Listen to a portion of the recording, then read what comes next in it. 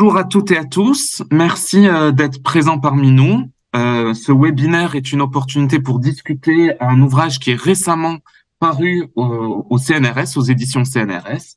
L'ouvrage s'intitule Paix et sécurité, une anthologie décentrée. Il a été dirigé par Delphine Allais, qui est parmi nous, que je vais présenter, Sonia Le Gouriellec et Mélissa Levaillant, qui est parmi nous aussi. Donc, on a deux co-directrices ici. Sans plus tarder, l'ouvrage s'attarde à essayer de répondre à un des enjeux que tous les étudiants en relations internationales se posent lorsqu'ils lisent la littérature en relations internationales, particulièrement nord-américaine, c'est de dire, au-delà de dire que la littérature est occidentalo-centrée, qu'elle est centrée sur un imaginaire occidental, comment réussir à dépasser ce constat, comment parvenir finalement à enrichir notre vision des relations internationales. Et cet ouvrage est particulièrement intéressant parce qu'il essaye de ramener d'autres sources dans le giron, en fait, et donc de nous permettre d'avoir accès à des sources du continent africain, du Moyen-Orient et autres. D'où le fait que cet événement est organisé conjointement par l'Observatoire sur le Moyen-Orient et l'Afrique du Nord et la chaire et le Centre Franco-P au sein de la chaire Raoul-Durand. Ça se veut transversal, extrêmement dynamique comme ouvrage. Et donc, sans plus tarder, je vais laisser la parole à l'une des co-directrices de l'ouvrage, Delphine Allais, professeure de sciences politiques à l'INALCO. Et puis, par la suite, nous allons présenter tour à tour certains chapitres que l'on a produits au sein de cet ouvrage, en commençant par Marie, moi et puis Mélissa, pour ensuite avoir un mot de conclusion avec le professeur Bruno Charbonneau qui animera la séance. Merci à vous. Delphine, la parole est à toi. Merci beaucoup, Adib. Bonjour à toutes et à tous. C'est un très grand plaisir d'être au moins virtuellement de retour au Québec aujourd'hui. Alors, je vais effectivement vous présenter, si vous le voulez bien, ce qui a été le contexte global de ce livre, ce qui est un petit peu son positionnement intellectuel et dans le champ de la littérature consacrée aux approches extra-occidentales ou globales des relations internationales. Et puis, on entrera ensuite un peu dans le détail de la construction de l'ouvrage et des choix qui ont été les nôtres avec Mélissa et Sonia pour voilà, identifier ces textes qui sont présentés donc dans ce livre Paix et sécurité, une anthologie décentrée. On entrera ensuite avec Adib, Marie et Mélissa dans le détail de certains chapitres. Alors, pour poser ce qui est un peu un cadrage général du livre, c'est un ouvrage qui aspire à contribuer à ces approches dites décentrées des relations internationales, un débat qui prend une certaine ampleur dans notre discipline, même s'il reste pour le moment confiné à des cercles qui sont minoritaires, mais qui le sont de moins en moins, autour de cet enjeu du décentrement des relations internationales ou de production de relations internationales globales. Il y a deux voies majoritaires dans cet objectif, dans cet agenda du décentrement.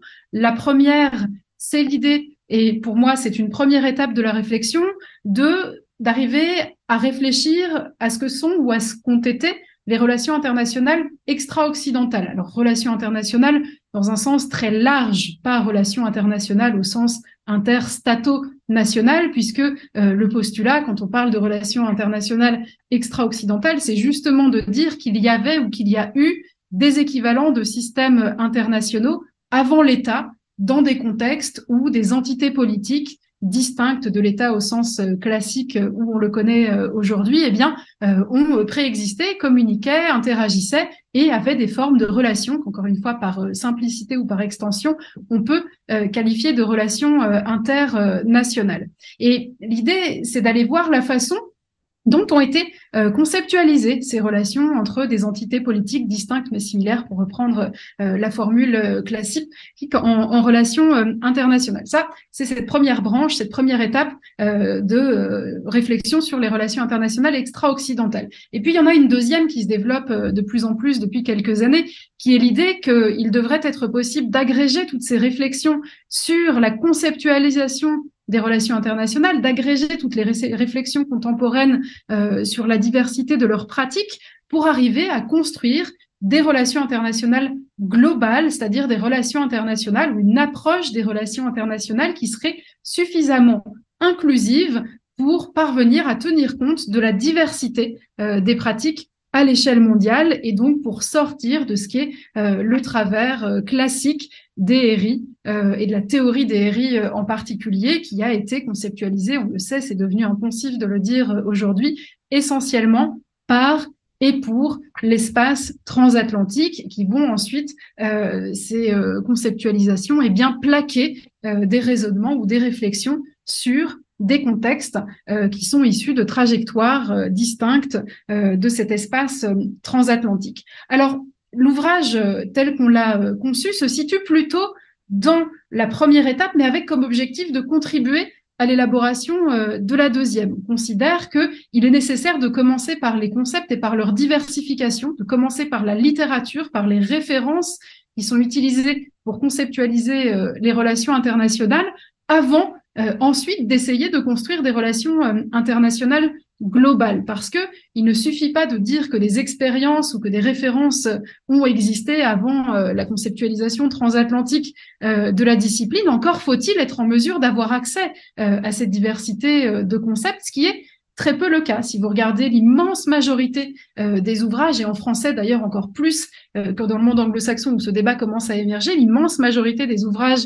de relations internationales, des anthologies de relations internationales, eh bien, s'appuie sur des sources qui sont quasiment toutes des sources occidentales au sens large. On peut poser la question de savoir si la Grèce et l'Occident, la Grèce antique et l'Occident ou pas, mais néanmoins, généralement, on commence avec Thucydide et puis on continue avec Hobbes et Machiavel, mais on sort rarement de ces références-là. Donc, notre objectif était vraiment de contribuer sur le plan de la diversification des sources à un élargissement du regard sur deux concepts clés pour les internationalistes, pour ceux qui s'intéressent au système international, la paix et la sécurité. Il s'agissait pour nous de mettre de l'épaisseur derrière ces concepts en insistant sur le fait que derrière des mots qui sont similaires, eh bien, il peut y avoir des représentations ou des conceptions qui peuvent être très différentes. Il s'agissait de montrer aussi que des conceptions qu'on considère parfois, notamment en Europe ou en Amérique du Nord, comme étant récentes de la paix et de la sécurité. Je pense en particulier à tous les débats sur la paix positive ou sur la sécurité humaine. Eh bien, ces débats étaient largement préfigurés ou ont existé bien longtemps avant d'émerger en Scandinavie, en l'occurrence avec les études sur la paix dans les années 70. Si on retrouve les textes dont parleront tout à l'heure Mélissa, Adib et Marie, eh bien, on retrouve des éléments qui sonnent de façon parfois assez similaire qui résonnent avec ces discussions sur la paix positive ou sur la sécurité humaine. Donc c'est très intéressant en soi d'aller diversifier des concepts. Alors bien sûr, on tombe pas dans les travers de l'historicisme. Il s'agit en aucun cas de laisser entendre que les politiques étrangères ou les diplomaties contemporaines s'inscrivent naturellement dans la lignée de textes qui datent de plusieurs siècles avant l'époque contemporaine. Il s'agit en aucun cas de dresser des continuités. Il s'agit en aucun cas de considérer que les aires culturelles évoluent en silo et sans correspondance.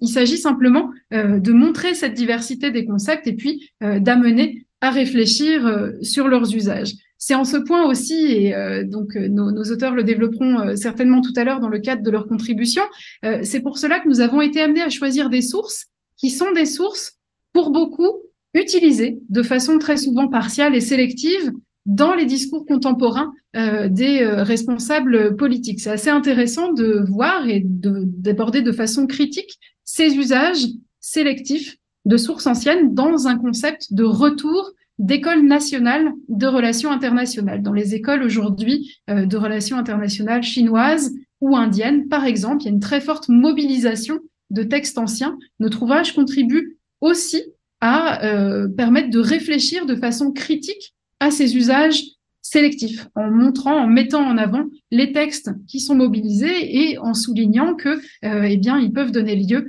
à des interprétations ou à des acceptions qui sont parfois différentes des discours qui les utilisent aujourd'hui et des objectifs politiques que certains dirigeants aiment à présenter comme découlant naturellement de traditions qui ont caractérisé leur territoire.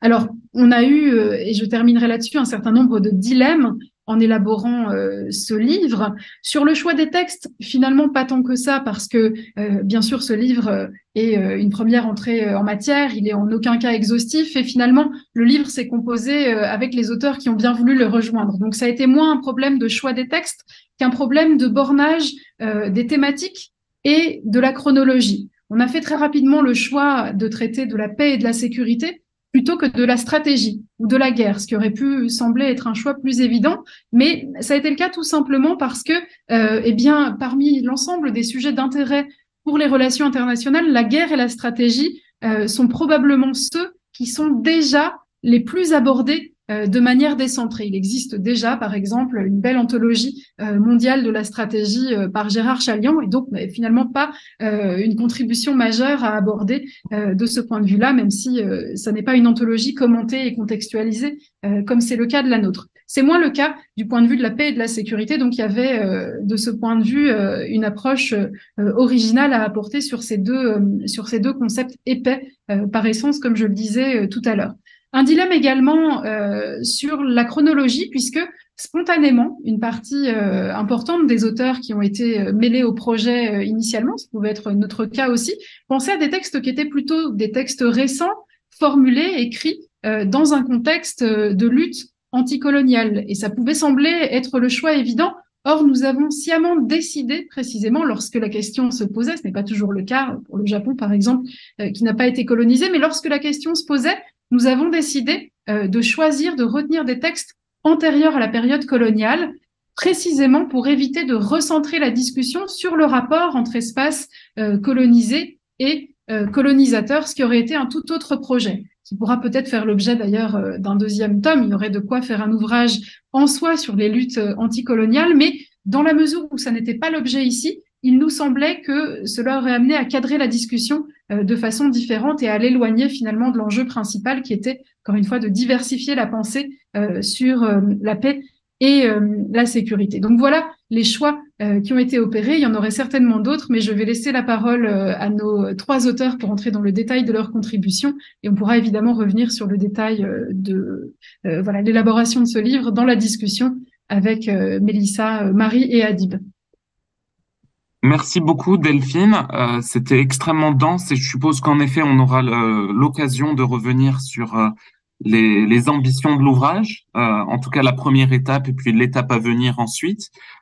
Sans plus tarder, je laisse la parole à Marie Robin, qui est chercheure postdoctorante au Centre Thucydide, coéditrice du site en ligne Le Rubicon, qui fait de l'analyse sur la sécurité internationale, que je vous invite à consulter. Sa présentation sera sur Ibn Khaldoun. Nous avons hâte de t'entendre, Marie. Merci beaucoup. Bonjour à toutes et à tous, et merci à Adib Bencherif et à la chaire Raoul Dandurand pour l'invitation. Et puis merci à Delphine Alès, Sonia Le Gourielec et Mélissa Levaillant d'avoir produit un ouvrage comme celui-ci. C'est un peu une mine d'or de piocher dans les différents chapitres. Et donc voilà, j'étais très heureuse et très honorée d'y contribuer.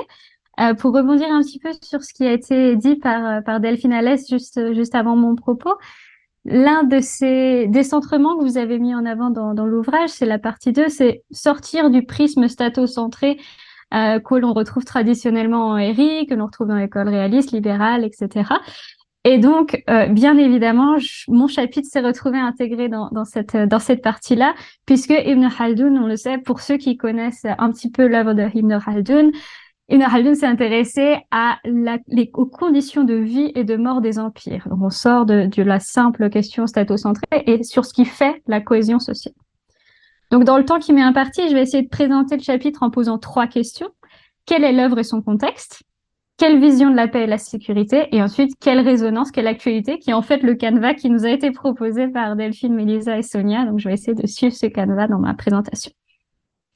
Donc, pour commencer avec l'œuvre et son contexte, je l'ai dit, c'était un chapitre qui traite de de Ibn Khaldun. Donc, Ibn Khaldun, pour ceux qui ne le savent pas, c'est une personnalité duale, ce qui, je pense, est le cas de beaucoup des auteurs qui ont été présentés dans l'anthologie, puisque c'est à la fois un historien et philosophe, donc un intellectuel d'Afrique du Nord qui a écrit une histoire universelle, mais c'est aussi un homme d'État, puisque Ibn Khaldun était le ministre des souverains berbères musulmans du Maghreb.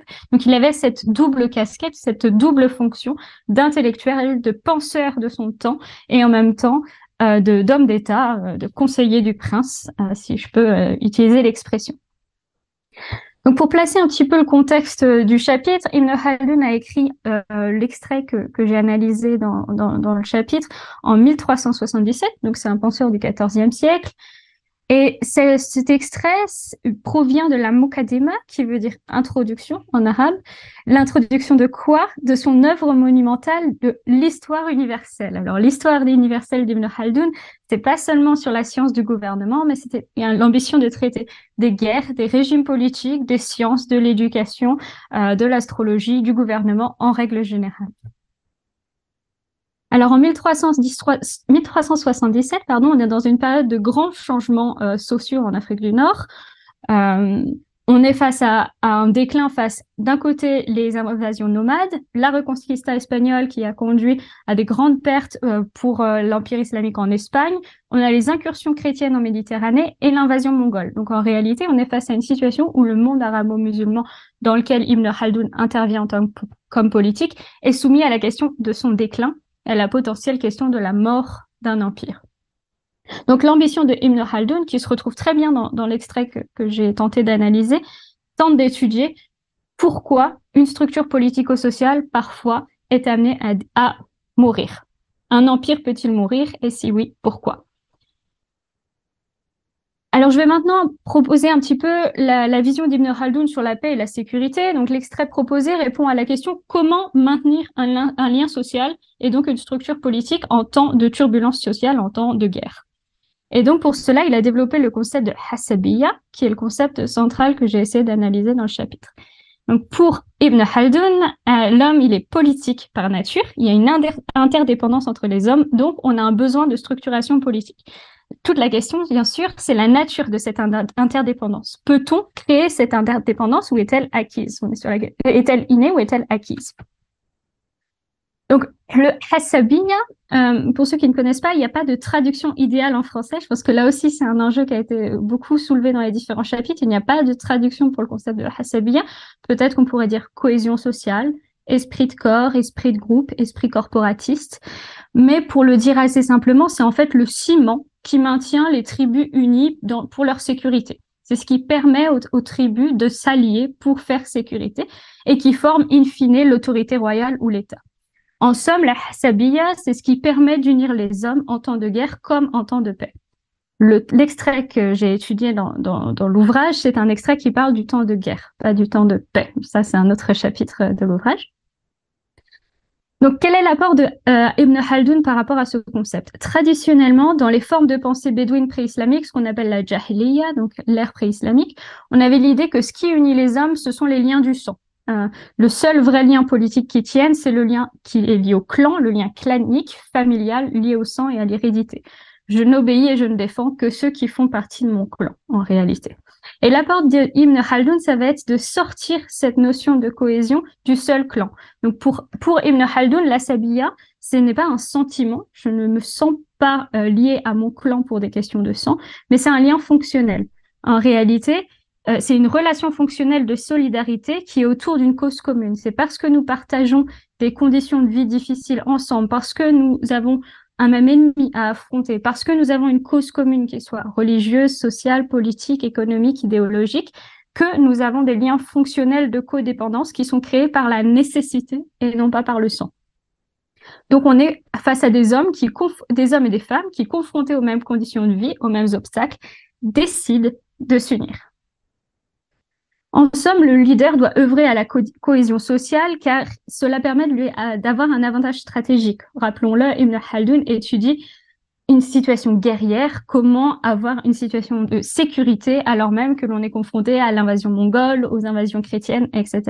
Donc le leader, pour cela, peut faire en sorte de renforcer la cohésion sociale. Et là, je peux citer Ibn Khaldoun dans l'extrait que j'ai essayé de traduire dans l'ouvrage.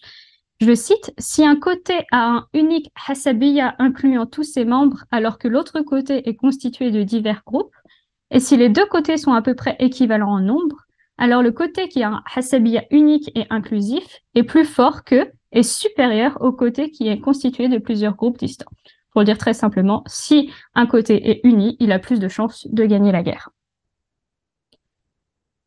Au tout début de l'extrait étudié, Ibn Khaldoun dit, je cite là encore, « L'origine de la guerre vient du désir qu'ont certains êtres humains de se venger d'autres humains. » L'origine de la guerre, c'est donc la vengeance.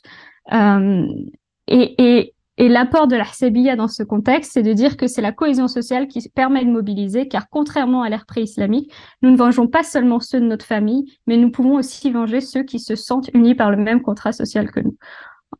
Pour ceux qui sont un peu familiers de ces concepts-là, au sein de la Oumma, la communauté musulmane par exemple, nous pouvons décider de venger les membres de la communauté musulmane avec nous, alors que dans l'ère pré-islamique, nous ne vengerions que les membres de notre famille ou de notre clan. Alors, quel est l'apport et l'actualité de ce concept aujourd'hui? En quoi est-ce qu'on peut lier avec nos débats contemporains? J'ai identifié dans le chapitre 2 actualités un peu conceptuelles sur la manière dont on fait les RI et 2 actualités plus, alors je n'ai pas trouvé de bon mot, mais opérationnelles. Enfin voilà, deux fois où Ibn Khaldoun a été utilisé vraiment en politique internationale, en relations internationales, par des acteurs qui cherchaient à obtenir un avantage de puissance. Alors, la première actualité conceptuelle que j'essaie de souligner dans le chapitre, c'est sur le rôle des passions.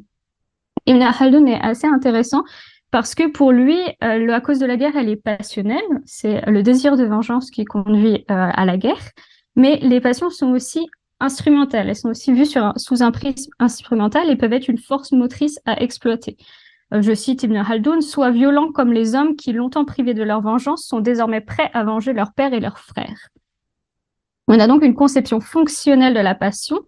Et donc, en cela, Ibn Khaldoun rejette une lecture purement irrationnelle des passions. Et donc là, on a une actualité, parce que pour ceux qui suivent un petit peu le prisme constructiviste des relations sociales, effectivement, on a essayé de rejeter le prisme traditionnel de l'acteur rationnel qui serait calculateur et pour lequel les passions seraient secondaires, pour essayer d'intégrer l'idée que les croyances, les valeurs, les passions peuvent avoir un rôle à jouer en relations internationales. Donc c'est ce qu'essaye de faire l'approche constructiviste, les approches critiques, ce que Ibn Khaldoun avait en réalité déjà tenté d'esquisser il y a près de 7 siècles. Voilà. Donc l'approche par les passions sous un prisme fonctionnel est assez intéressante, il me semble, par rapport à l'actualité des relations internationales. La deuxième actualité conceptuelle un petit peu de Ibn Khaldoun, c'est sur le rôle du religieux. Ibn Khaldoun est un penseur arabo-musulman et donc il intègre une conception du terrestre et du céleste qui est assez intéressante. Pour Ibn Khaldoun, il y a 2 niveaux d'action qu'il faut intégrer. Le terrestre, c'est là où a lieu la Hsabiyya, c'est le niveau horizontal qui lie les humains entre eux. Et il y a la relation verticale, il y a la relation céleste de l'homme vis-à-vis de Allah, vis-à-vis de son Dieu. Donc pour Ibn Khaldoun, il y a des guerres saintes, il y a les guerres de la défense de la dynastie divine élue qui obéissent à une logique verticale. Et dans la guerre, face aux difficultés, les 2 niveaux, le niveau horizontal et le niveau vertical, agissent et interviennent. On a donc le terrestre, au niveau duquel se lie la Hsabiyya, et des facteurs célestes comme la chance ou, je cite Ibn Khaldoun, « Dieu a jeté la terreur dans le cœur des infidèles ». Il cite aussi des notions de miracle. Donc, Allah intervient aussi sur le cours de la guerre. Il y a une dimension verticale et une dimension horizontale. Ce qui est intéressant donc ici, c'est que ça informe sur la place prise par le religieux. Donc là, Delphine Alès ici pour en parler bien mieux que moi, mais ça informe sur la place du religieux en relations internationales. Puisqu'ici, la sécurité qui est vue par Ibn Khaldoun, elle n'est pas seulement verticale, c'est-à-dire c'est pas seulement Allah qui va contribuer à ma propre sécurité, mais elle est aussi une forme de sécurité horizontale où, certes, je suis sous la protection de Allah, puisque moi, causé juste, Allah va me protéger, mais je dois être un homme actif, agissant pour ma propre sécurité, avec mon clan, avec mon Hsabiyya, avec les membres de ma communauté fonctionnelle, pour ma propre sécurité au sein du groupe social. Et je conclus dans le temps qui me reste avec deux actualités plus opérationnelles, donc, sur l'œuvre d'Ibn Khaldoun, sur des fois où récemment l'œuvre d'Ibn Khaldoun a été citée et a été mentionnée dans des situations de relations internationales, dans des situations de pouvoir, de politique étrangère. La première est assez célèbre, je pense, et d'ailleurs, elle a été citée aussi dans l'introduction de l'ouvrage par Delphine, Mélissa et Sonia. C'est une situation en Turquie. L'ancien Premier ministre Ahmet Davutoglu avait donc développé le concept de profondeur stratégique. Et cette doctrine, cette doctrine de politique étrangère se base sur le concept de Hassabiya. Pourquoi? Parce que selon l'ancien Premier ministre, la Turquie ne doit pas se cantonner aux frontières nationales imposées par le colonialisme, mais elle doit plutôt développer une politique de rapprochement régional qui soit fondée sur l'entraide avec des voisins avec lesquels elle partage des cohésions d'existence similaires. En réalité, ce que Davutoglu essaye de faire avec le concept de Hassabiya, c'est de développer l'échelon régional en disant que dans la région, nous, Turquie et nos voisins, sommes confrontés à des situations similaires, à des conditions de vie et des conditions d'existence sur la scène internationale similaires. Et donc, nous avons besoin de nous entraider. Nous avons des liens fonctionnels de solidarité entre nous. Et donc, à l'échelle régionale, il serait possible de développer une hassabiya régionale entre voisins. C'est donc pour ça que, par exemple, on a eu le développement d'efforts humanitaires vers Gaza, notamment de la part de Davutoglu quand il était Premier ministre, pour mieux exister sur la scène internationale en tant que groupe uni par la Sabiya au niveau régional. Voilà.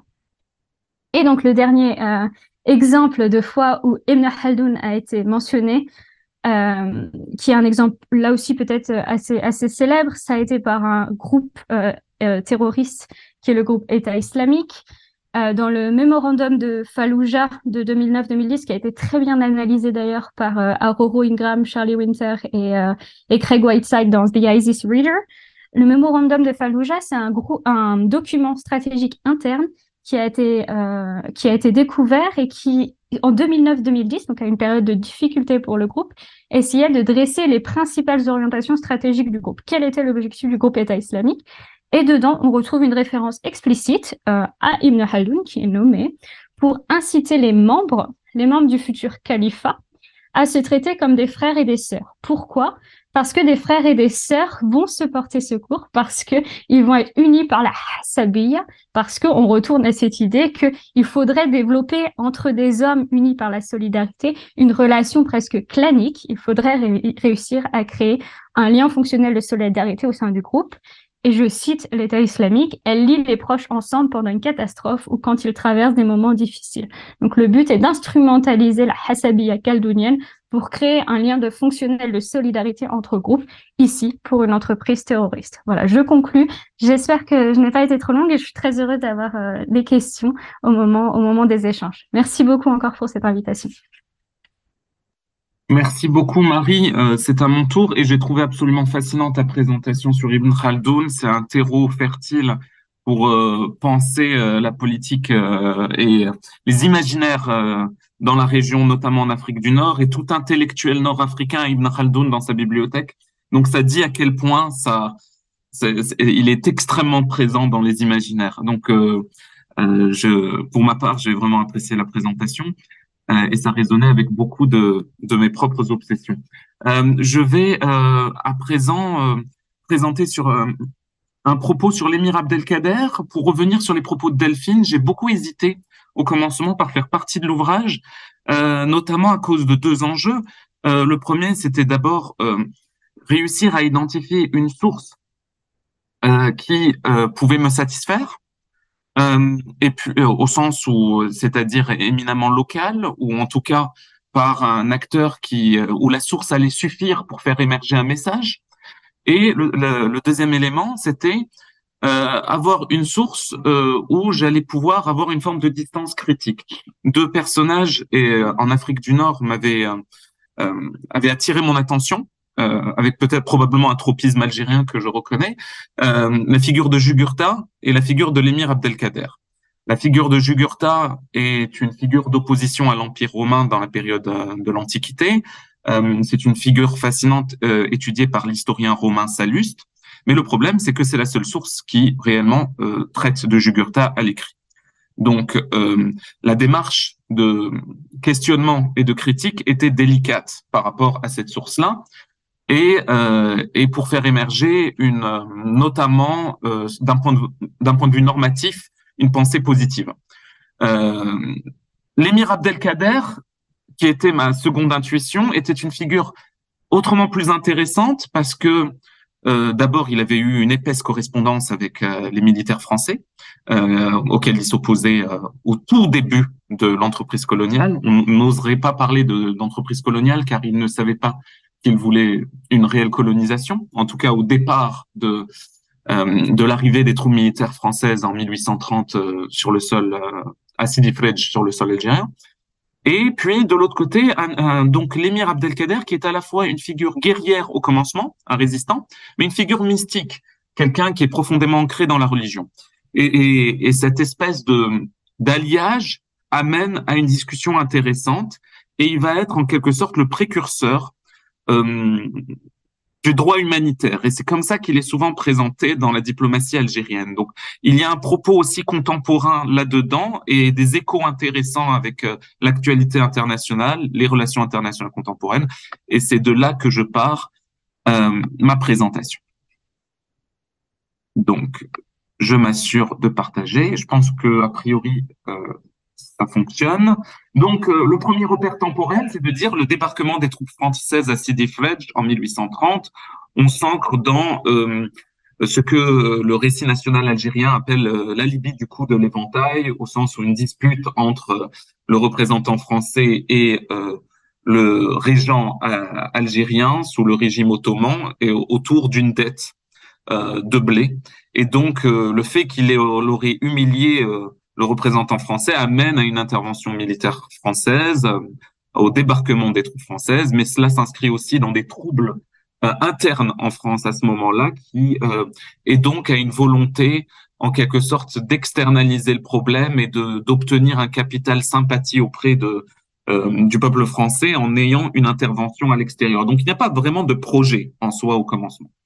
On parle souvent, notamment dans les débats actuels, en politique, surtout lors de l'élection présidentielle, avec certains politiques qui ont essayé d'instrumentaliser le rapport à la nation algérienne ou française, de dire qu'il n'y avait pas de nation algérienne avant l'arrivée des Français. C'est toujours un problème parce que cela nous ancre dans un vocabulaire de la nation et nous sort d'éventuelles conceptualisations qui pouvaient préexister au commencement. Donc c'est un enjeu qui apparaît. Et ici, dans le cas du territoire algérien à ce moment-là, il y avait une souveraineté comme fragmentée. Il y avait beaucoup de communautés. Il y avait l'Empire ottoman qui s'exerçait autour des régences à Alger, à Constantine, à Oran, mais il y avait aussi des jeux d'alliance entre communautés, entre tribus. Donc, la réalité était complexe au niveau des jeux de pouvoir sur le territoire.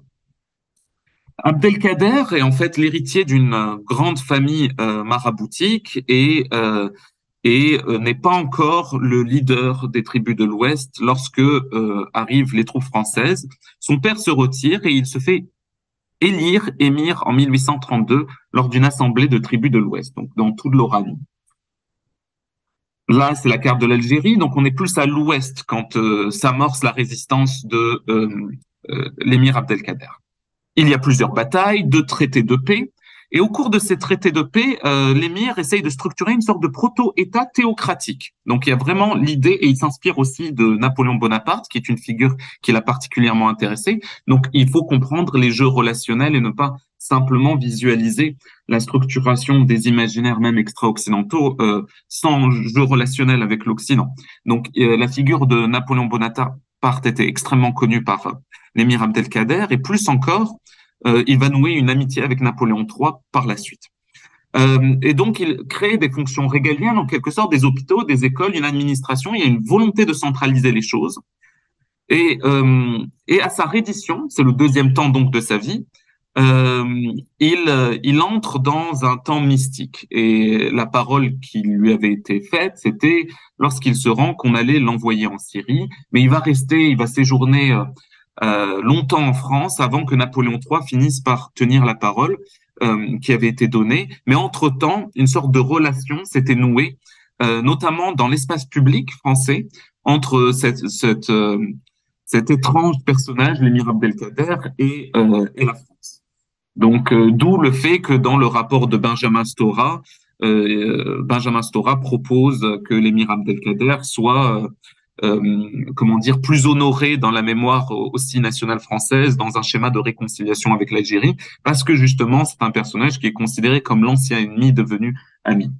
Ce qui pose de grands problèmes aussi dans la perspective algérienne, puisqu'on a l'impression de voir la figure de résistance quitter le récit algérien pour devenir pour effacer le schéma de résistance, pour devenir juste un allié post-colonisation. Donc, il y a ici quelque chose de particulièrement ambigu, disons, par rapport à la capacité à mobiliser cette figure dans les récits nationaux français ou algériens.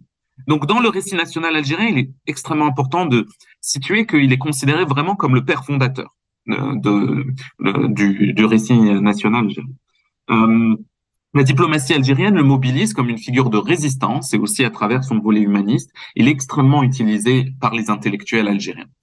En 2013, un colloque est co-organisé par la fondation de l'émir Abdelkader et la Croix-Rouge. Elle vise à se pencher sur l'émir Abdelkader et le droit international humanitaire. On s'ancre dans la diplomatie active sous Bouteflika, où le président Bouteflika essaye de redorer le blason de l'Algérie. Et donc ici, il essaye de mobiliser des figures pour pouvoir faire rayonner l'Algérie dans un récit positif. Et l'émir Abdelkader est ici mobilisé à travers son traitement des prisonniers lors de ces affrontements avec les troupes françaises. Le décret émerge en 1843, donc avant la première convention de Genève, et ici, je cite une source qui n'est pas l'émir Abdelkader lui-même, d'où l'enjeu que j'ai eu au commencement, mais un officier britannique qui s'était pris d'intérêt ou d'admiration, rempli d'admiration à l'endroit de l'émir Abdelkader, et qui cite ce que l'émir Abdelkader aurait établi. Et ces éléments de citation reviennent souvent dans la presse algérienne, mais il ne m'a pas été possible de trouver le document originel, malgré une consultation de différentes sources dans plusieurs langues. Je n'ai pas réussi à trouver le décret initial. C'est dans ces mots qu'il a retranscrit de l'émir Abdelkader, puisqu'il a échangé à de nombreuses reprises avec l'émir Abdelkader, que j'ai trouvé le décret. Et il est décrété que tout Arabe qui amènera un soldat français ou un chrétien sain et sauf recevra donc une récompense pour un homme et une récompense pour une femme. Donc ici, il y a vraiment l'idée que et il doit bien le traiter sous peine d'avoir des sanctions si le soldat français ou le chrétien dans son ensemble n'est pas bien traité. Donc il y a vraiment une logique de vouloir imposer une norme. Le problème, donc il y a donc ici avec cette source, il y a l'idée que le droit international humanitaire arriverait avant Henri Dunant, même si Henri Dunant est un contemporain et qu'il a séjourné en Algérie, mais qu'il n'a vraisemblablement pas regardé le prisme du droit international humanitaire à ce moment-là à travers un schème extra-occidental. Et donc, le récit algérien dit l'émir Abdelkader est le précurseur du droit international humanitaire, et la Croix-Rouge a un récit plus nuancé qui dit un contemporain d'Henri Dunant s'ancrant dans le droit international humanitaire. Donc c'est intéressant de voir que le positionnement de l'émir n'est pas tout à fait le même pour les deux récits. C'est une des rares biographies documentées basées sur de longs échanges avec l'émir Abdelkader, d'où l'importance de la mobiliser. Cette source a été rééditée à de très nombreuses reprises en Algérie par la maison d'édition nationale notamment, et elle est très utilisée par les diplomates, les différents gouvernements. Il est assez fascinant de voir que cette source est plus utilisée qu'une espèce d'autobiographie de l'émir Abdelkader qui a été retranscrite plus tard, qui est moins diffusée, mais et donc finalement que c'est plus à travers le récit de Churchill que même les intellectuels algériens explorent l'émir Abdelkader. cela et Alexandre Belmar, qui est euh, une autre source. Enfin, pour finir, euh, il y a pour moi dans cette source un grand enjeu, c'est les billets élitistes, à savoir qu'ils présentent de manière extrêmement positive l'émir Abdelkader, mais en même temps, toutes les populations dites arabes, donc résumées donc à ce qualificatif, sont considérées comme non civilisées et incapables d'avoir une pensée humaniste comme l'émir Abdelkader, qui serait une sorte d'exception.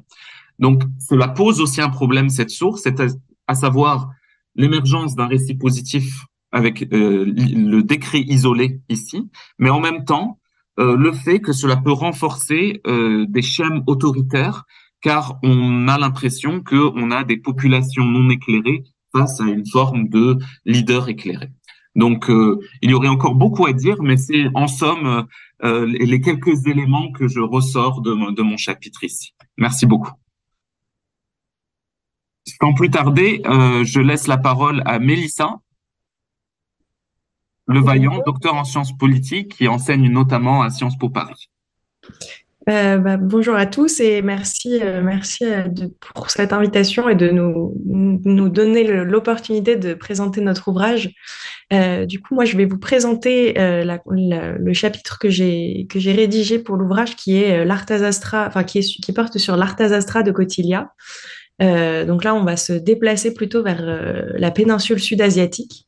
Donc l'Arthazastra de Kautilya, c'est un traité administratif, politique, économique et militaire qui est divisé en 15 livres et qui est daté, enfin la datation du texte reste incertaine, mais elle aurait été produite entre le 4e siècle avant Jésus-Christ et le 4e siècle après Jésus-Christ, parce qu'a priori, elle a été commencée par Kautilya au 4e siècle avant Jésus-Christ et elle a peut-être été enrichie par d'autres auteurs que Kautilya au fur et à mesure des siècles. Donc Kautilya, qui était-il? C'était le précepteur et le ministre en chef de Chandragupta, qui a été le fondateur de l'Empire Maurya entre 321 et 296 avant Jésus-Christ. Donc c'est un texte normatif dans lequel Kautilya s'adresse au roi pour le conseiller sur sa politique intérieure et sur la conduite à tenir pour étendre son pouvoir. Donc l'œuvre est vraiment divisée en deux parties. Une première partie composée des 5 premiers livres qui portent sur des conseils de politique intérieure, et puis le reste de l'œuvre porte sur plutôt des conseils de conduite de ce qu'on appelle aujourd'hui traditionnellement de politique étrangère.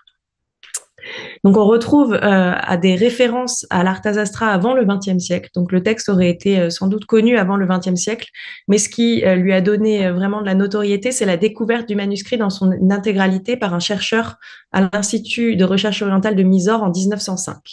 Et le texte était originellement écrit en script Granta, donc qui est un dialecte du sud de l'Inde, avant d'être traduit en sanskrit en 1909, puis en anglais en 1915. Et depuis, il y a beaucoup de traductions qui ont été réalisées dans de nombreuses langues occidentales. Donc, le texte est divisé en 15 livres, comme je le disais, donc une partie sur la politique intérieure et une partie sur la politique extérieure. Ce qui est important pour comprendre l'œuvre dans son contexte et pour comprendre les concepts ensuite qui sont traités dans leur contexte, c'est que ça s'inscrit dans le contexte du sous-continent indien au IVe siècle avant Jésus-Christ, qui était une mosaïque de royaumes, de protectorats et de dépendances. Donc dans ce traité, le Kautilya s'adresse au roi. On a affaire il s'adresse directement au roi qui personnifie le pouvoir au sein de son régime politique qui peut être assimilé à une monarchie. Donc toute la partie politique intérieure que je ne traite pas directement dans l'extrait dans le commentaire choisi, c'est vraiment des réflexions sur l'ordre interne qui est défini comme une collectivité de sujets sur lesquels le roi exerce son pouvoir et donc c'est vraiment là c'est important cet enjeu de collectivité de sujets parce que le pouvoir du roi s'exerce ça ne va pas se définir par rapport à des frontières qui seraient fixes, mais vraiment par rapport à sa légitimité et l'exercice de son pouvoir sur un certain nombre de sujets. Et donc, le devoir pour Kautilya, le devoir du roi, c'est de garantir l'épanouissement de son royaume et de ses sujets dans 3 domaines. Le dharma, qu'on peut traduire, mais alors là, comme Marie, on a des problèmes de traduction par rapport à certains de ces concepts. Donc, on traduit traditionnellement par la prudence ou la morale, mais ça se rapproche le plus de la question de la prudence dans le domaine moral. L'artha qui renvoie à la prospérité économique, à la puissance matérielle, et le kama qui renvoie à la joie et au plaisir. Et donc pour Kautilya, c'est avant tout la prospérité économique qui offre les conditions du développement de la morale et de la joie. Donc tous ces 5 premiers livres, c'est vraiment comment mener à la prospérité économique. Et le traité dresse vraiment le portrait d'un monarque éclairé qui mène une politique publique qui est orientée vers le développement économique et vers la cohésion sociale. Et cet enjeu de développement économique, j'insiste ici avant d'aller vers les extraits choisis, c'est vraiment un enjeu qui est central ensuite dans la façon dont le souverain est conseillé pour conduire sa politique extérieure.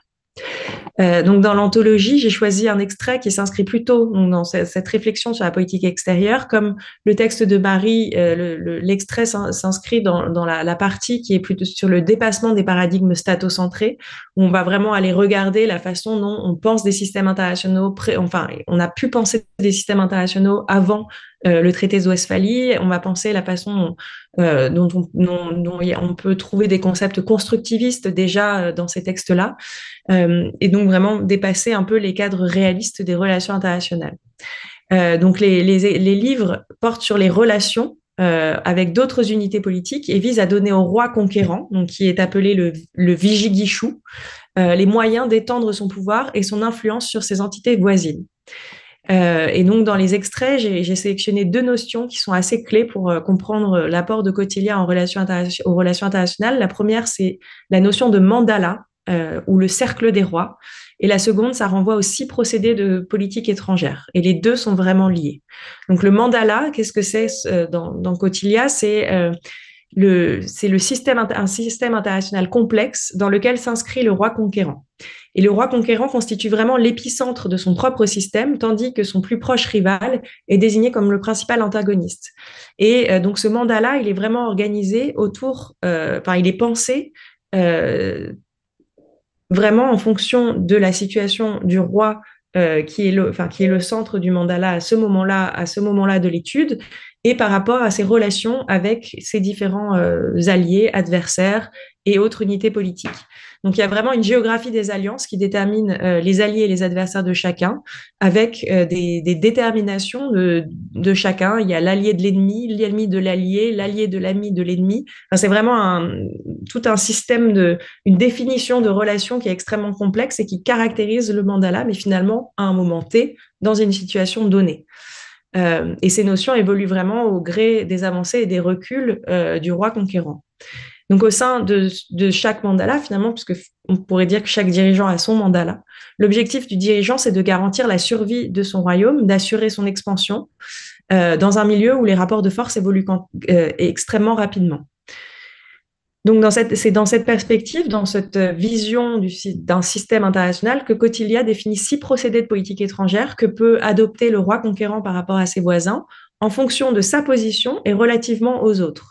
Donc, ces 6 procédés, c'est la paix, la guerre, se tenir quoi, se mettre en marche, se mettre à couvert, recourir au double jeu ou rechercher un accord de paix.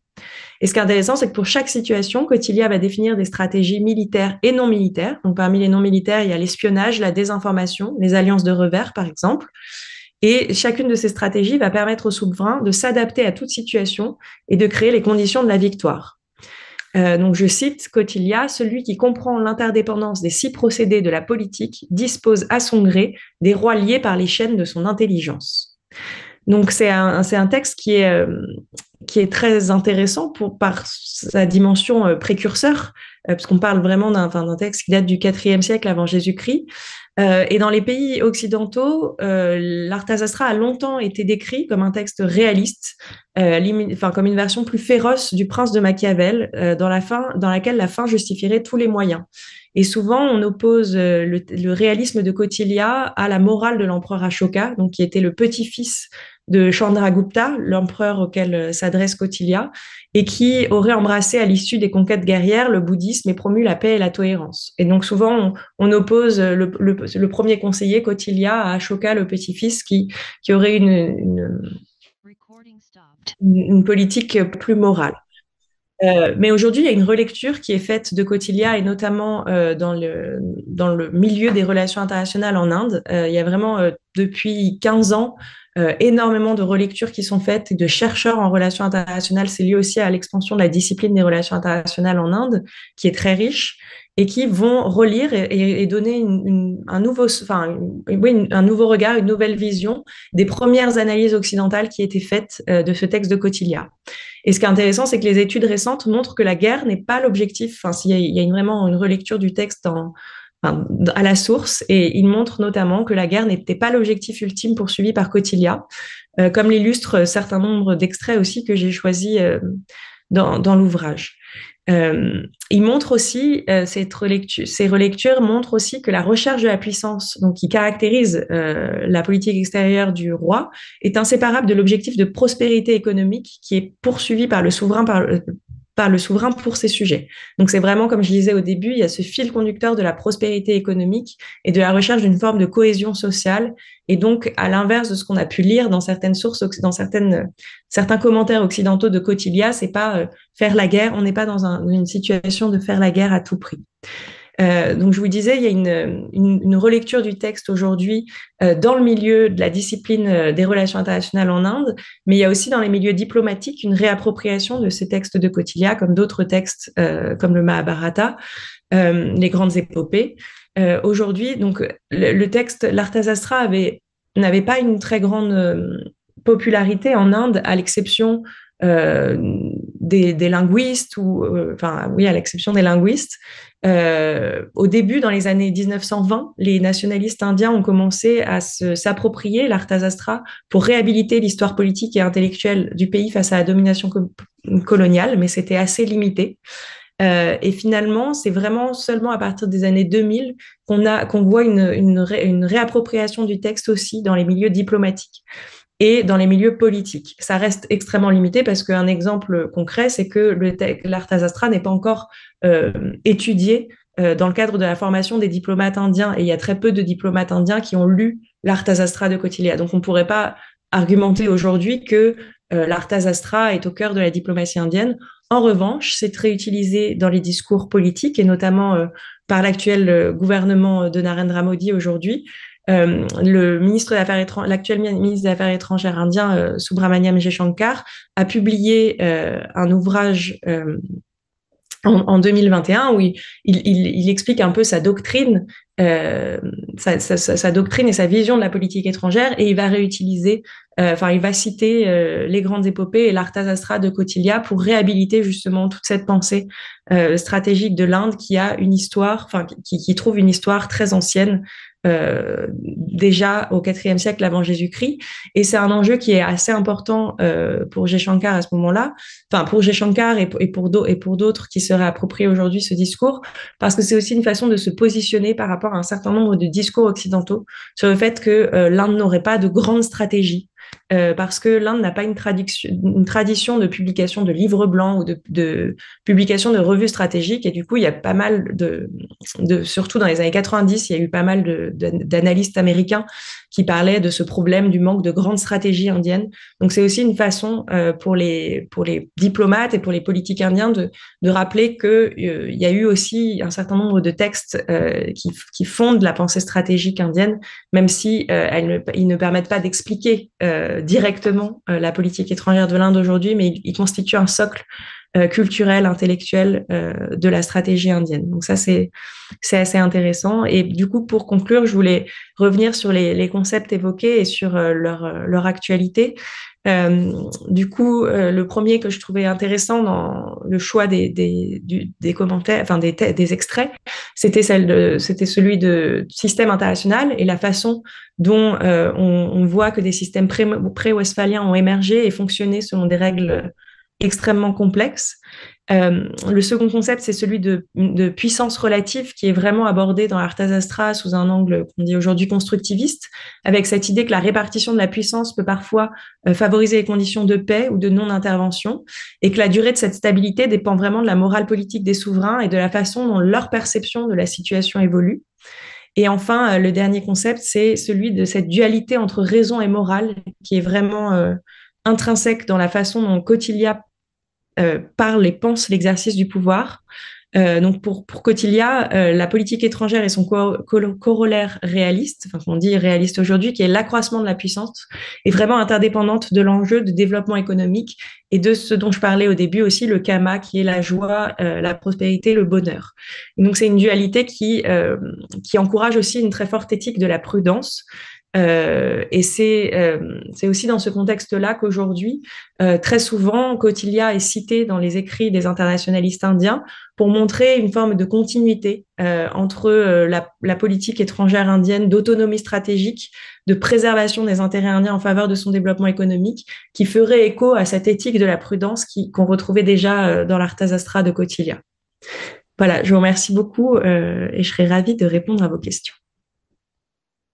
Merci beaucoup, Mélissa. Et puis, je vois des résonances avec tes commentaires sur l'Inde, avec certains travaux, notamment d'Audrey Alejandro, Oui, avait complètement. qui avait essayé d'explorer cela pour d'autres cas d'études. Mm. Merci beaucoup. Je vais laisser la parole à Bruno à présent. Oui, merci Adib. Merci à tout le monde et félicitations aussi à tout le monde, les éditrices, mais aussi les auteurs, autrices.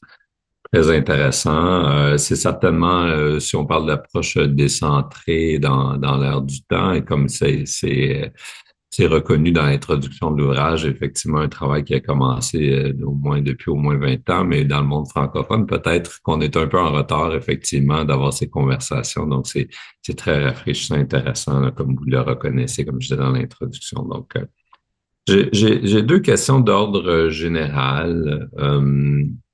Je ne les adresse pas à quelqu'un en particulier, mais je vous lance ça comme provocation un peu. La première est par rapport à votre lien avec l'histoire, justement, ou votre philosophie de l'histoire, la philosophie de l'histoire de l'ouvrage ou les différentes philosophies d'histoire que j'ai déjà entendues dans vos présentations, donc le rapport à l'histoire. Et je m'explique.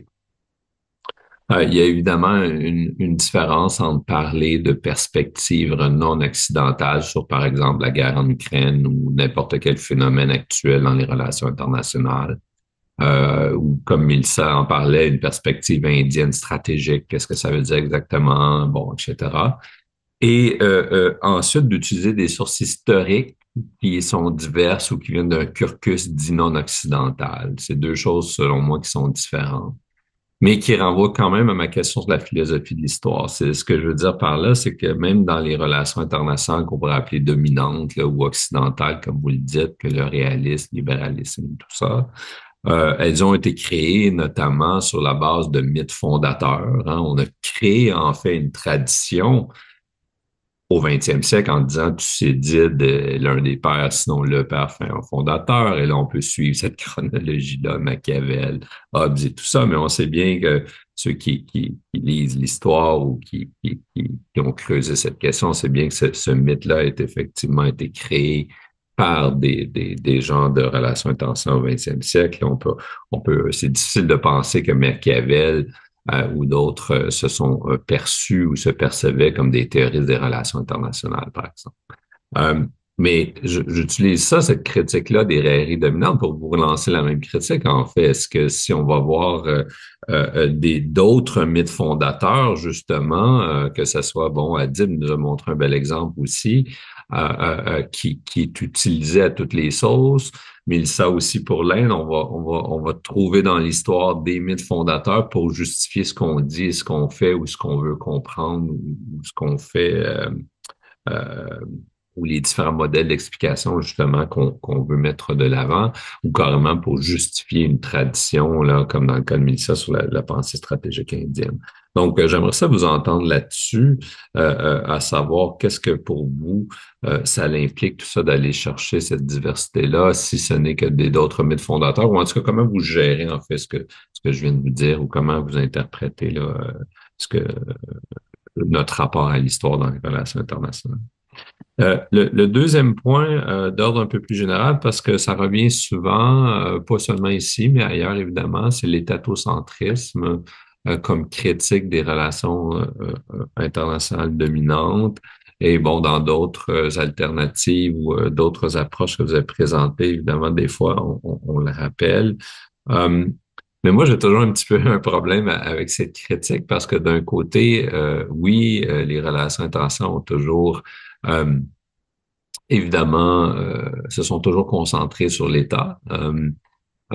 Pour moi, je pense qu'il y a des bonnes raisons de parler de l'État.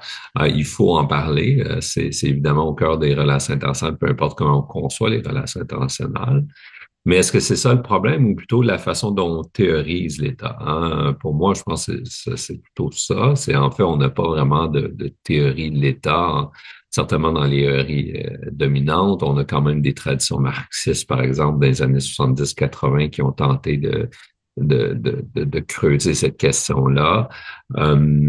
Et je fais aussi le lien peut-être avec le problème que je vois, par exemple, quand mes travaux sur l'Afrique, on parle d'État trop centriste, il faut s'éloigner de l'État ou parler d'autre chose que de l'État, mais dans les faits, certainement l'histoire du 20e siècle, on a parlé là, rapidement de décolonisation tout à l'heure, mais l'État en soi est rattaché à une alternative qui est le nationalisme, par exemple, tiers-mondisme ou plusieurs tendances ou mouvements anti-impérialistes.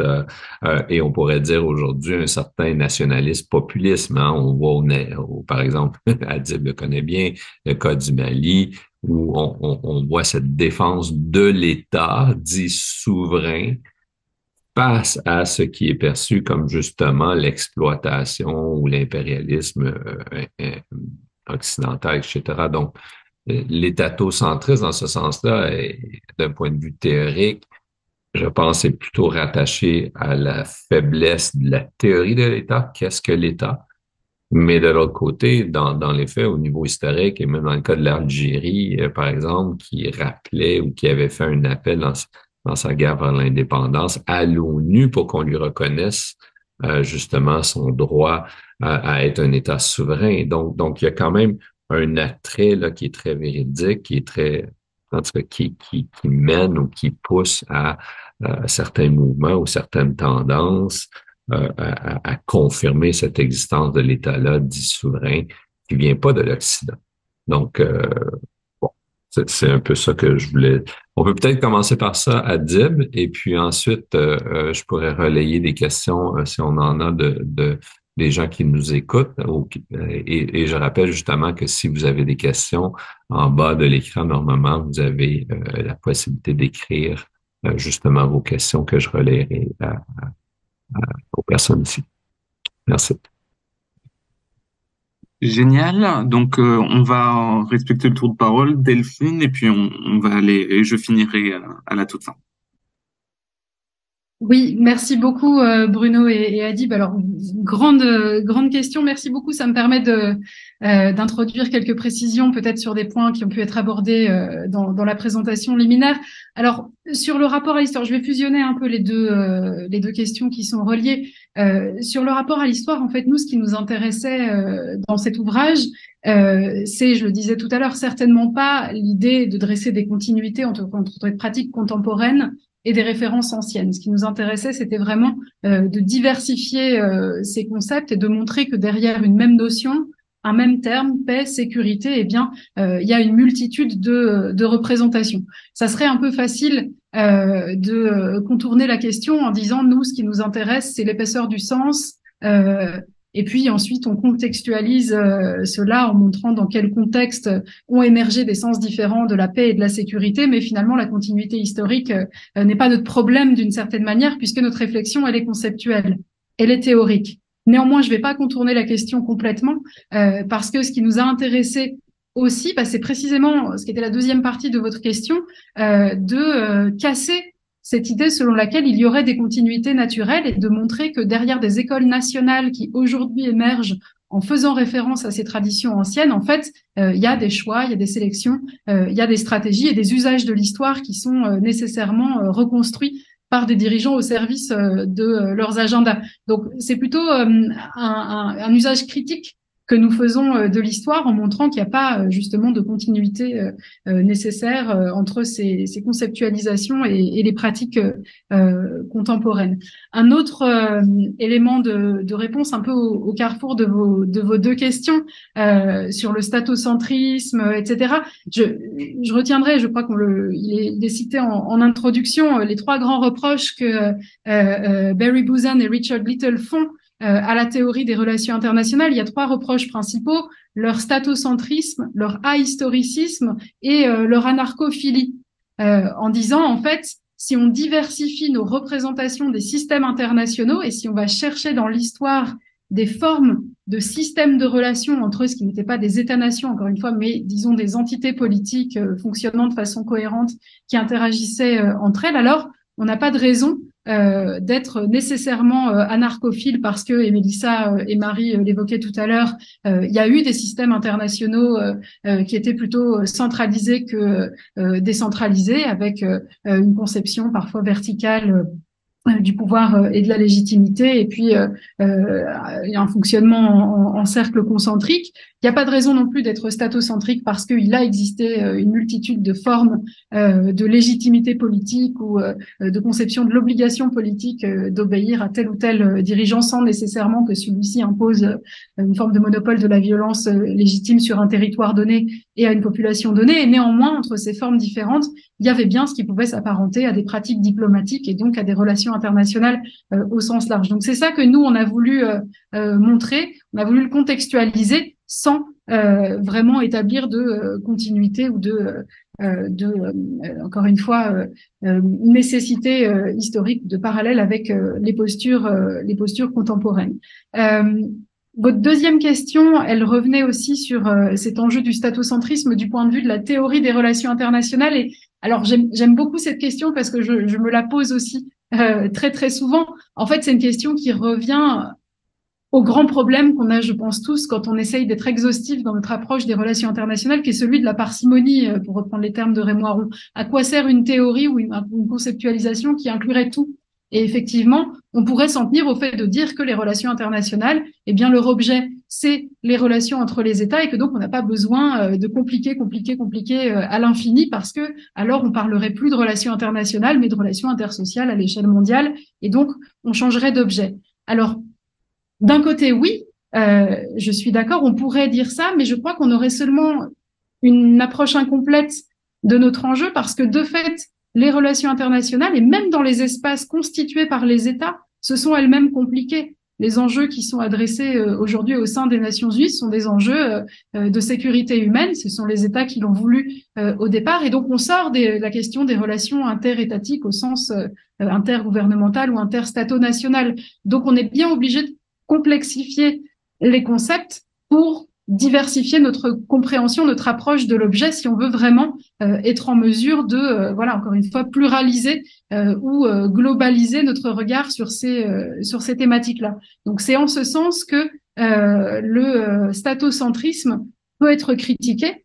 Il ne s'agit pas de contester le fait que peut-être les acteurs centraux, en tout cas de certaines formes de relations internationales, sont les États et sont l'objet des conceptualisations en relations internationales, mais en revanche, les objets des relations intergouvernementales elles-mêmes se sont tellement élargis qu'il faut vraiment arriver à diversifier le regard sur ces enjeux-là. Sur le rapport des acteurs politiques extra-occidentaux à l'État, c'est aussi un point qui est très important, puis je m'arrêterai là, et ensuite Marie, Mélissa, Adib, vous compléterez, mais c'est un autre point qui est important et que je crois on introduit dans cette réflexion. Il s'agit encore une fois pas de dire que aujourd'hui les relations internationales sont composées d'influences, d'acteurs, de traditions diverses, mais d'intégrer cette complexité de la conceptualisation des concepts et de la fusionner avec le fait que, en effet, depuis la deuxième partie du XXe siècle, l'État est devenu la norme à l'échelle mondiale, tout en soulignant que tout le monde ne part pas du même endroit dans son rapport à l'État et que précisément réintroduire l'histoire, ça permet aussi de prendre en considération l'historicité singulière de l'État et sa diversité parce qu'il a émergé sur des terreaux qui n'étaient pas des pages blanches et dans des contextes différents et avec, encore une fois, des références différentes, qui conditionnent pas nécessairement le rapport des uns et des autres à l'État ou aux relations internationales contemporaines, mais qui introduisent la possibilité de cette diversité. Je terminerai juste avec une des citations qu'on avait mis en exercice de l'introduction, celle de Barbara Cassin, en disant que notre objectif, c'est vraiment de complexifier l'universel et de complexifier la compréhension de l'universel. Là, on a deux concepts qui, encore une fois, aujourd'hui, comme la notion d'État, sont utilisés partout, mais de façon différente. Et donc, c'est vraiment ce qu'on a voulu éclairer. Il y aurait plein d'autres choses à dire. Je vais laisser mes comparses compléter la réponse. Mais merci beaucoup pour ces questions importantes. Et juste pour compléter sur votre première question, enfin sur la première question, pour compléter ce qu'a dit Delphine, je pense qu'il y a, enfin comme le dit Delphine, il y a l'intérêt pour des textes qu'on ressort pour les concepts qui viennent mettre en avant, donc l'intérêt pour l'étude de concepts. Mais il y avait vraiment, comme dit Delphine, l'idée qu'il fallait rompre avec ces ruptures. Et je pense que notre intérêt, c'était aussi de voir comment l'usage de ces textes vient nourrir une sociologie de la diplomatie contemporaine, une sociologie des milieux de recherche et une sociologie de la discipline des relations internationales aussi dans les différents pays, une sociologie de la politique étrangère dans ces pays-là, une sociologie des partis politiques. En fait, enfin, c'était aussi vraiment l'idée, c'était de pas tant d'aller montrer des continuités, mais d'aller montrer comment ça vient finalement, ça vient nourrir la façon dont ces usages, comment ces usages de ces textes viennent nourrir tous ces éléments-là dans les pays que l'on étudie. Merci beaucoup pour ces questions. Moi, je voulais juste rebondir plutôt sur la deuxième question, donc ça se complète bien avec Mélissa, et rebondir un petit peu sur ce par quoi Delphine a terminé son propos, là aussi sur la citation de Barbara Cassin que je trouve extraordinaire, donc sur cette idée de compliquer l'universel. Alors, moi, j'ai été formée en RI plutôt classique, réalisme, libéralisme, constructivisme. Et donc, pour la thèse, j'étudiais des groupes armés de type Al-Qaïda et État islamique. Et donc, j'ai essayé d'appliquer des modèles statocentrés, donc des modèles de théorie des RI assez classiques, à un objet qui n'était pas un objet comme Al-Qaïda. Bon, l'État islamique, on peut en débattre, mais voilà, sur un objet qui n'était pas un État. Et là, ce que j'ai trouvé intéressant dans la pensée d'Ibn Khaldoun, dans ce travail de recherche que j'ai fait dans le cadre de ce travail, c'est que peut-être on arrivait à une situation inverse où d'un coup, un penseur qui ne pensait pas l'État, qui pensait une autre structure politique, nous offrait aussi des enseignements sur l'État. C'est ce que je trouve très intéressant sur Ibn Khaldoun, c'est que ce qu'il nous propose avec le Hassabiyya, on le voit avec l'exemple turc, ça s'applique parfaitement à un État, ça s'applique parfaitement à une structure proto-étatique de type État islamique, ça s'appliquerait parfaitement à une structure de guérilla comme Al-Qaïda. Voilà, donc c'est un enseignement non statocentré qui s'applique à toute forme de structure politique. En fait, ce que nous dit l'Ahsabiyya, c'est comment faire du lien politique.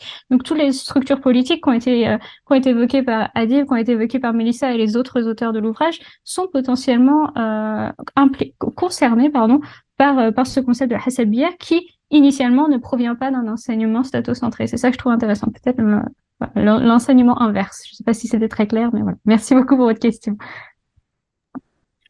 Toujours en écho avec les propos de Marie, Delphine et Mélissa,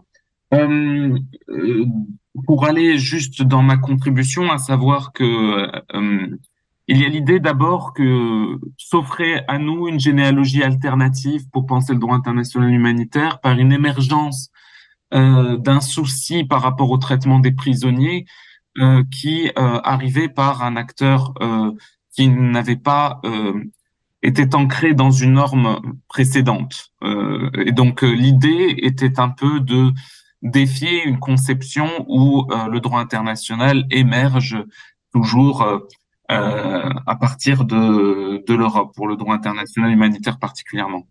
Donc ça, c'était le premier enjeu. Le second enjeu était aussi d'utiliser cette source pour créer une discussion autour d'un regard postcolonial critique, à savoir pas simplement un schéma militant, mais aussi se questionner sur en fait la mobilisation de l'émir Abdelkader par un État postcolonial et avoir un regard critique par rapport à la source occidentale utilisée dans un discours national. Donc il y avait ces différents niveaux que j'essayais d'introduire pour la complexité et pour souligner finalement l'ambiguïté initiale, à savoir celle couverte aussi par Benedict Anderson, que les élites de ces États à venir ont justement structuré leur imaginaire en Occident, ou en tout cas en essayant de s'inspirer de modèles politiques occidental. Donc, il y a pas de rupture totale, en fait, et il faut voir cela en dialectique. Et je pense qu'avec la figure de l'émir Abdelkader, le jeu relationnel était éminemment présent. Un dernier mot, Ibn Khaldoun présente un grand intérêt parce qu'il est aussi mobilisé à l'oral par beaucoup d'acteurs, même s'il n'y a pas de trace écrite. Et il était mobilisé aussi parfois dans certaines entrevues que j'avais eues avec les Touaregs. Donc, mais ce qui est intéressant, c'est que Ibn Khaldoun a un biais extrêmement sédentaire. Alors que certains préjugés à l'endroit des communautés nomades. Mais pour autant, il était approprié du fait justement de la Hassabiyya, à savoir de cette espèce de tissu social, de cohésion sociale, qui fonctionne bien avec un récit d'État-nation ou de toute autre structure politique alternative. OK, merci tout le monde. J'ajouterais juste, abuser de mon petit pouvoir d'animateur, là, que pour moi, la question de l'État est fondamentale à bien des égards, c'est clair. Cela dit, souvent, on l'utilise, l'État est un synonyme d'acteur, et là, c'est là que ça se complique. L'État en tant qu'acteur, comme concept, est très problématique. Alors que pour moi, il reflète plus, je pense, un contexte historique de force sociale, et il est donc constamment en transformation. On parle jamais du même acteur, donc, ou du moins méta, pardon. Oui, je me suis trompé. Et c'est là que souvent, il y a bien des théories des RI qui ont des difficultés à accepter que l'État se transforme avec le temps. Et n'est pas le Canada d'aujourd'hui n'est pas le Canada, par exemple, du siècle dernier ou même des années 80-90. Donc, bref. J'ai deux questions devant moi du public que je vous lance. La première revient un peu peut-être à ce que je disais, c'est-à-dire qu'est-ce qu'une perspective autre sur un événement qui évidemment fait la une de bien des journaux, qui a certainement créé plusieurs types de crises en Europe, c'est-à-dire l'invasion de l'Ukraine par la Russie. Donc, la question va comme ça, quel est l'avis justement des pays non occidentaux au sujet de la guerre en Ukraine, et assistons-nous à une rupture de ces pays avec l'Occident? Donc, ça renvoie peut-être dans un contexte bien précis à ce qu'on discutait. Il n'y a certainement pas tous les pays non occidentaux qui ont accepté la version de la guerre en Ukraine telle que elle est connue en Europe, en Amérique du Nord. Et ensuite, en une qui est plus directement pour Adib, je crois, serait-il possible de revenir un peu plus en détail sur ce que mentionne le rapport de Benjamin Stora au sujet de la reconnaissance d'Abdelkader, et pas seulement au vu des relations internationales? Voilà. Donc, l'Ukraine et Abdelkader pour Adib. Ton micro est fermé par contre, Adib. Je peux commencer, il n'y a pas de souci. De mémoire, je ne me rappelle pas exactement du rapport de Benjamin Stora, mais l'idée était une reconnaissance dans l'espace public sous la forme, par exemple, de monuments ou de statues ou d'effigies pour célébrer en fait la relation en quelque sorte d'amitié entre l'Algérie et la France, et les liens, disons, sur un schéma positif. Le problème, c'est que par là, il y a, et le rapport Stora, il ne faut pas oublier qu'il a été remis dans un schéma de réconciliation de l'Algérie et la France, mais au président français, donc il s'adresse au président français. Et, et, et le problème, c'est qu'en fait, cela fait rentrer l'émir Abdelkader dans le récit national français comme la figure d'un ami, et on peut effacer le temps de résistance quand on lisse les choses, hein, c'est un artefact historique comme d'habitude, hein, dans un récit national, alors que dans le récit national algérien, l'emphase initiale est quand même le temps de résistance. Et donc, comme l'émir Abdelkader a eu vraiment ces deux moments, il peut être, disons, simplifié, alors que la figure était plus complexe. Il est vrai qu'il a aussi empêché des massacres de chrétiens à Damas, et que cela lui a valu une aura dans le monde occidental et un réel prestige. Donc, mais l'idée, c'est la peur de l'instrumentalisation, la peur de la récupération de l'émir Abdelkader. Et ça amène à une forme de tension, d'autant plus qu'il y a eu des sources, notamment pour le centenaire de la dite colonisation. C'était en 1930, il y a eu des publications à ce moment-là. Et franchement, la description de l'émir Abdelkader était très teintée, disons, de 1930, à savoir que on voyait que c'était une sorte de, comment dire, d'exception illuminée, capable de dialoguer de manière relativement éduquée avec la France. Donc, il y a cette crainte de la récupération qui est très présente chez les intellectuels algériens aussi, et à juste titre, parce qu'on parle d'artefacts historiques dans un récit national. Merci. Est-ce que j'ai une ou des volontaires pour répondre au cas d'étude, je peux l'appeler ainsi, mettre en application ce qu'on dit de manière théorique tout à l'heure au cas de l'Ukraine? Ou comment peut-être vous percevez cette question on va dire, la différence d'opinion sur les événements en Ukraine? Est-ce que j'ai quelqu'un qui veut s'y lancer ou s'y tenter? Je veux bien, mais en partant peut-être d'une déconstruction de la question elle-même. En tout cas, alors peut-être qu'ensuite Marie et Adib. Alors Mélissa s'excuse, elle a été contrainte de partir d'ailleurs. J'en profite pour le dire, mais peut-être qu'on n'aura pas tous les trois exactement la même réponse. Moi, je fais partie de ceux qui critiquent beaucoup la notion de Sud global. Je considère que le Sud global n'existe pas et que la ligne de partage ne se situe pas entre l'Occident ou le non-Occident ou entre le Nord et le Sud sur cet enjeu-là. Il faut regarder la diversité, par exemple, des votes à l'Assemblée générale des Nations unies sur le continent africain. Oui, il est loin d'être aussi unanime que l'Europe et l'Amérique du Nord, mais précisément, il n'est pas unanime.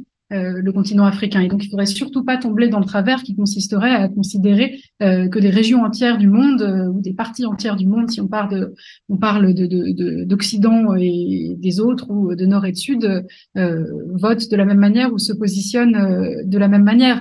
Une des premières prises de position qui ont été extrêmement claires dans la condamnation de l'invasion de l'Ukraine par la Russie au Conseil de sécurité, ça avait été celle du représentant du Kenya, qui avait eu des propos limpides dans le contexte desquels il remettait la Russie devant ses responsabilités et faisait appel précisément à l'expérience de son pays et d'autres sur le continent africain pour souligner le fait que c'était une guerre de conquête et qu'elle remettait en question le droit international et les frontières qui étaient reconnues internationalement. Donc, c'est vraiment un exemple qui montre qu'il n'y a pas du tout de position unanime qui reviendrait à ce que l'Occident et une poignée d'autres soutiennent l'Ukraine, tandis que les Suds ou le Sud global soutiennent la Russie. Ceci étant dit, ce qu'on retrouve de façon peut-être plus manifeste dans les critiques qui sont adressées par beaucoup de pays du Sud à l'OTAN dans ce contexte-là, ou à ce qui est présenté par certains, en reprenant parfois d'ailleurs la rhétorique de Moscou,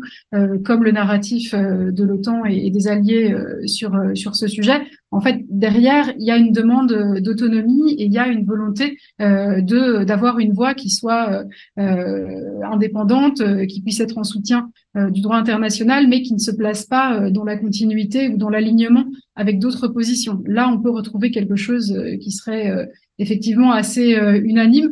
Pour donner un exemple que je trouve assez intéressant, parce que c'est celui d'un pays qui à la fois appartient au mouvement des non-alignés, qui appartient au G77, c'est-à-dire à la coalition de pays des Suds au sens large au sein des Nations Unies, et qui pourtant a adopté des sanctions. C'est le cas de Singapour, c'est un pays qui est à la fois développé et en même temps au Sud, et qui a adopté des sanctions tout en le faisant avec un vocabulaire qui n'est pas du tout celui des pays européens ou des États-Unis, en disant on adopte des sanctions, mais on prend garde de pas se placer en soutien à une position européenne ou américaine. C'est vraiment au nom du respect du droit international. Et je trouve que c'est une assez forte incarnation de cette volonté d'autonomie qu'on retrouve partout. Et là, en l'occurrence, elle s'est incarnée pourtant dans l'adoption de sanctions et d'une condamnation qui était très ferme de cette invasion. Donc, vraiment, pour répondre à la question, je ne serais pas en mesure d'identifier une voix des autres, pour reprendre une expression bien connue, the West and the rest, parce que pour moi, il n'y a pas du tout d'unité. Et ce que veut montrer notre livre